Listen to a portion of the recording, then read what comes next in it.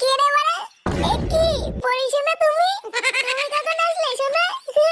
আর শাড়ি খুলেছে কেন? গরম লাগছিল তাই খুলেছি। কি বলছিস শোনা?